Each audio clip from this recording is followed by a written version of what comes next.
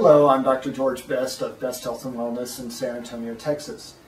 And on this video, I'm going to be discussing some new recommendations that are being made in the medical field for prescribing cholesterol-lowering drugs for children who are overweight and or who are at risk for high cholesterol. And there are a number of people in the natural health care community who are really upset about this. They're saying that these drugs are toxic and they've been shown to cause problems such as heart failure and liver disease and severe muscle damage in adults. So why are we prescribing these things to children? And I'm going to take the opposite point of view on this as far as that goes. Frankly, I think it's a good idea to give children cholesterol-lowering medications.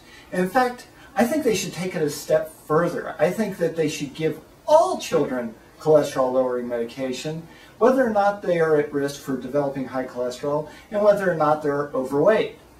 The reason for this is that because children usually have such an abundance of energy, they tend to run their adult parents and grandparents ragged just trying to keep up with them. And this is true even with the overweight kids. They tend to get into a lot of stuff and they're hard to manage. So, along the same lines of just randomly prescribing Ritalin to kids who act like kids, I think that we should be giving all of our children cholesterol-lowering medications, and here's why.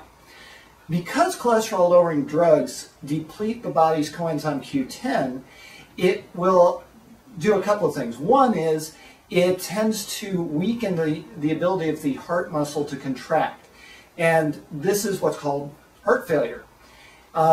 In a little bit of heart failure, what happens is that the body doesn't get adequate oxygenation. So this will tend to make the kids a little more sluggish. It'll slow them down. They won't be able to be as active. So it'll be a lot easier to keep up with them. It'll be a lot easier for parents and grandparents to keep them out of trouble and to watch them, because the kids are going to be pretty sluggish. They're going to be dragging.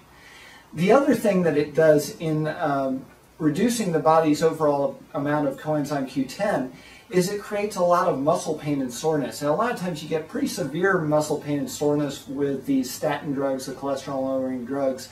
And in adults, it makes them feel terrible.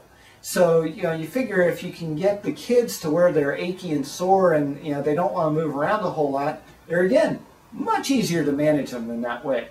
So, for me, I think that it's going to be a lot easier for adults to manage their children if we do give them all cholesterol-lowering drugs and we give them some heart failure and a little bit of muscle pain.